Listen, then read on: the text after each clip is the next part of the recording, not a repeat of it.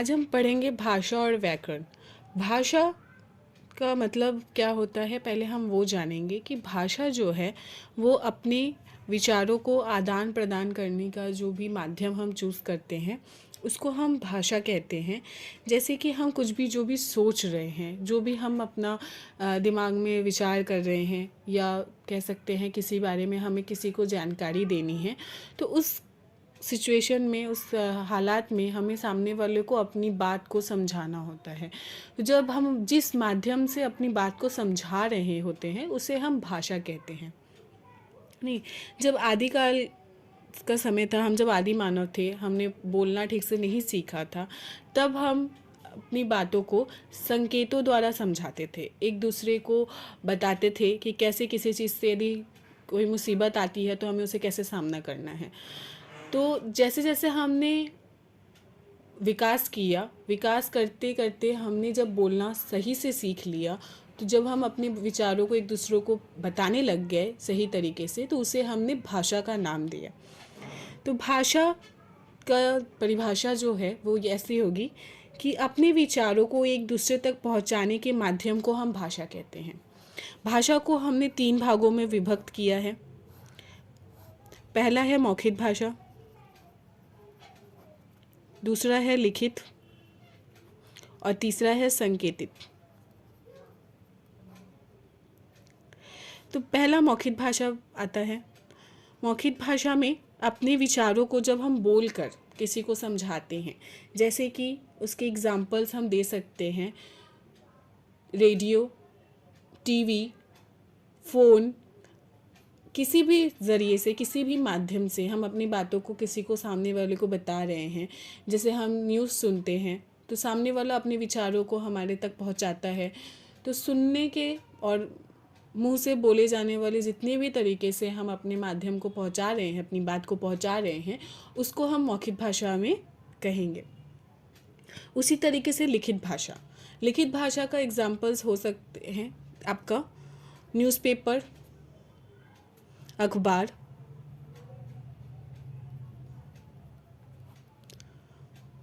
पत्र। इन पत्र के द्वारा जब हम किसी को अपना पत्र लिख करके समझाते हैं कि हमें किसी को कुछ बताना होता है, चाहे वो किसी को भी हम पत्र लिखें, किसी कार्यालय में, किसी को भी स्कूल में, छुट्टी के लिए, किसी भी माध्यम से हम अपनी बातों को, अपनी ज़रूरतों को सामने वाले को बता रहे हैं। जैसे हम कह सकते हैं कि हम एक पत्र लिखते हैं अपने प्रिंसिपल को कि हमें कुछ दिन के लिए छुट्टी चाहिए, या ये कहने के लिए कि हमारी फ़ीस माफ़ी के लिए हम पत्र लिखते हैं। तो हम अपने प्रिंसिपल को ये बताते हैं कि हमें जो है ये सुविधा चाहिए, ये ज़रूरत है मेरी, और उनको लिख करके उन तक अपने विचारों को पहुंचाते हैं, और फिर वो पढ़ करके वो उन विचारों को वो समझती हैं। वैसे ही आता है तीसरा, सांकेतिक भाषा। इसमें जो है इशारों द्वारा, ठीक है, चिन्हों द्वारा अपनी बात को बताना।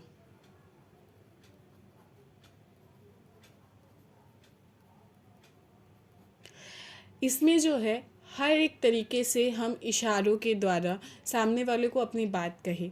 जैसे कि पहले के लोग जब कहीं चलते थे तो उन्हें नहीं पता होता था कि वो कितने दूर जा रहे हैं, कितना समय उन्हें लगेगा, कितने किलोमीटर उन्होंने तय कर लिया, कितना किलोमीटर उन्हें अभी भी चलना बाकी है। ये सारी बातें पहले नहीं पता होती थी, लेकिन आजकल हर जगह सड़कों पर एक बोर्ड बना होता है जिस पर लिखा होता है 500 किलोमीटर शेष है। ये एक बोर्ड बना रहता है। या फिर किसी आपातकाल स्थिति में हम फंसते हैं नई जगह पर, तो वहाँ पर हमें यदि अस्पताल खोजना होता है तो पहले लोगों को लोग खोजने पड़ते थे, उनसे पूछना होता था कि हाँ आसपास अस्पताल कहाँ पर है। लेकिन आजकल लोगों को चिन्हों द्वारा ये बात बताया जाता है कि अस्पताल जो है यहाँ से थोड़ी ही दूर पर है, कितने दूर पर है वहाँ पर मेंशन होता है, 200 किलोमीटर दूर है। तो ये तरीके से क्या होता है, ये प्लस का साइन है जो हमें बताता है कि ये अस्पताल का साइन है कि हमको यहाँ पर जाना है, इतना दूर जाना है। राइट, लेफ़्ट, दाएं बाएं, हर एक तरीके से कहाँ पर हमें गाड़ी यू टर्न करना है, कहाँ पर नहीं जाना है, कहाँ पर हमारा एंट्री नहीं है, ये सारी चीज़ें जो है आजकल सड़कों पर चिन्हों के द्वारा बताई जाती है। चिन्हों में हम अपने एक एग्जाम्पल, लाइव एग्जाम्पल ले सकते हैं, वो है ट्रैफिक पुलिस। ट्रैफिक पुलिस भी कभी अपने मुंह से नहीं कहते हैं कि आपको कहाँ जाना है, कहाँ से यू टर्न करना है, कहाँ से क्या करना है। वो इशारों द्वारा ये बताते हैं कि आपको रुकना है, चलना है, क्या करना है, ठीक है। और जो ट्रैफिक लाइट्स भी होती हैं वो भी इसी के एग्जाम्पल्स में आएंगे। उसके बाद आता है भाषा के साथ साथ में, भाषा को और एक तरीके से हम कहते हैं, भाषा के अंदर ही आता है बोली। बोली जो कि भाषा का मौखिक भाषा का ही एक रूप है।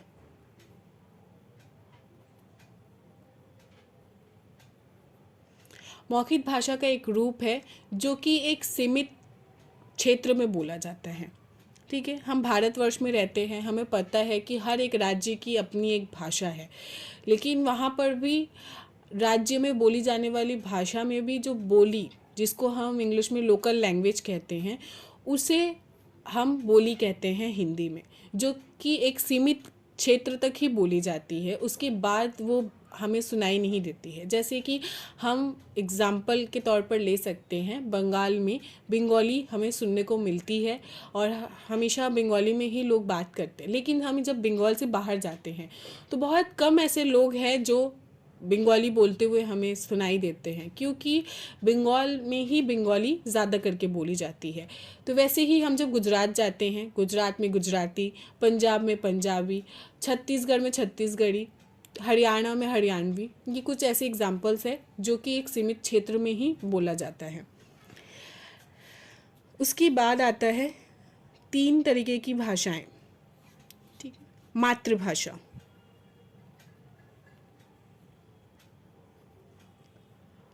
राज्य भाषा और अंतर्राष्ट्रीय भाषा।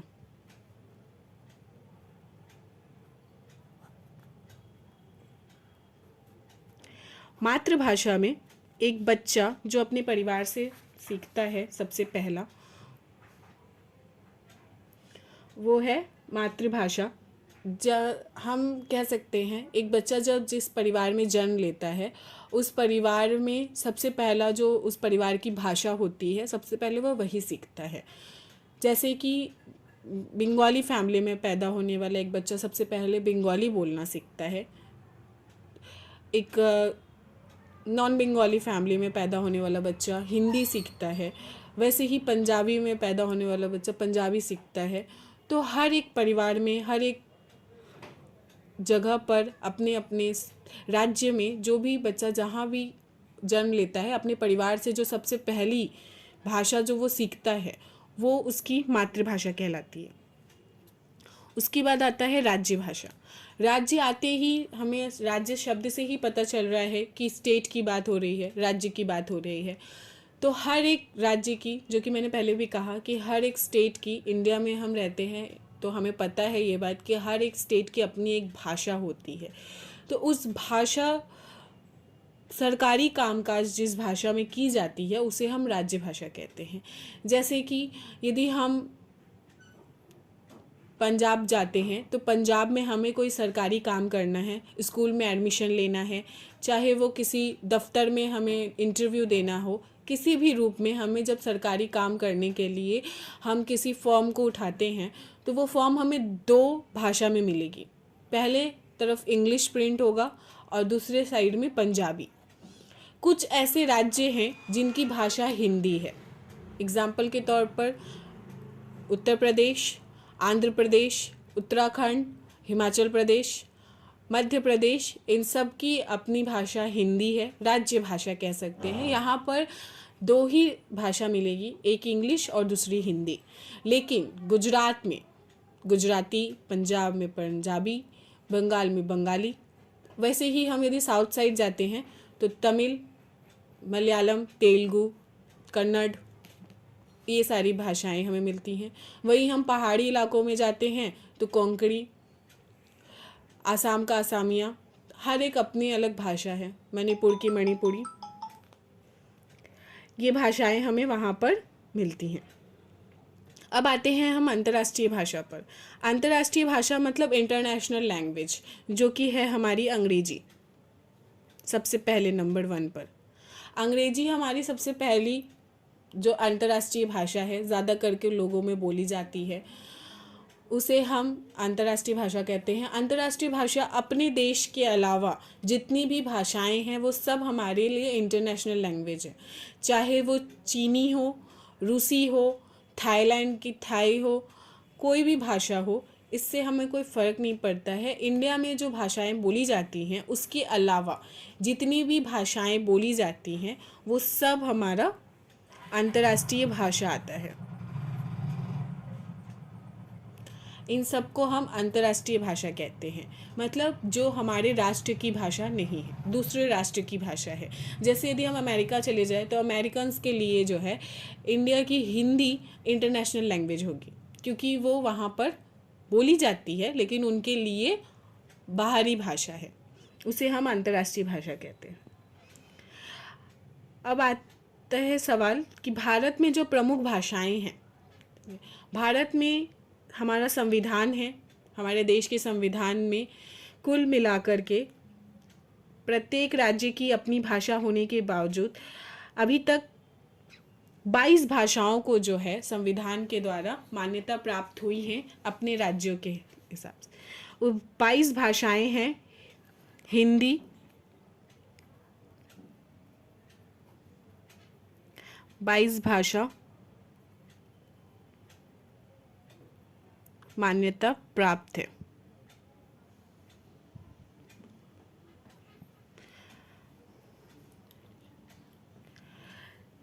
हिंदी, संस्कृत, गुजराती, मराठी, पंजाबी, बंगला, असमिया, बोडो, डोगरी, संथाली, सिंधी, कन्नड़, कश्मीरी, कोंकणी, मलयालम, मैथिली, मणिपुरी, नेपाली, उड़िया, तमिल, तेलुगु, उर्दू, इतनी सारी भाषाएं हैं जो कि हमारे संविधान द्वारा मान्य हैं। अभी भी बहुत सारे राज्य हैं जो अपनी अपनी भाषाओं को मान्यता दिलाने के लिए सरकार से निवेदन कर रहे हैं। हम एग्जाम्पल में कह सकते हैं बिहार की बिहारी, उत्तर प्रदेश की भोजपुरी। ये 2 स्टेट अभी भी ऐसे हैं जो चाहते हैं कि इनकी भाषाओं को भी मान्यता प्राप्त हो। विश्व में कुछ प्रमुख भाषाएं हैं। पूरे विश्व में लगभग 65,000 भाषाएं बोली जाती हैं। पूरे विश्व में, यानी कि पूरी दुनिया में 65,000 भाषाएं बोली जाती हैं और लिखी भी जाती हैं। ऐसा नहीं है कि सिर्फ बोली जाती हैं, 65,000 भाषाएं जो हैं वो लिखी भी जाती है। उनमें किताबें छपती हैं, न्यूज़पेपर छपते हैं, हर एक तरीके से उनका प्रयोग होता है। और उनमें से भी कुछ सबसे ज़्यादा प्रसिद्ध है, वो है अंग्रेजी, चीनी, फ्रेंच, अरबी, जापानी, स्पेनिश, जर्मन, थाई, रूसी आदि। ये सारी भाषाएं जो हैं वो ज़्यादा लोक प्रचलित है। उसके बाद आता है हमारा लिपि।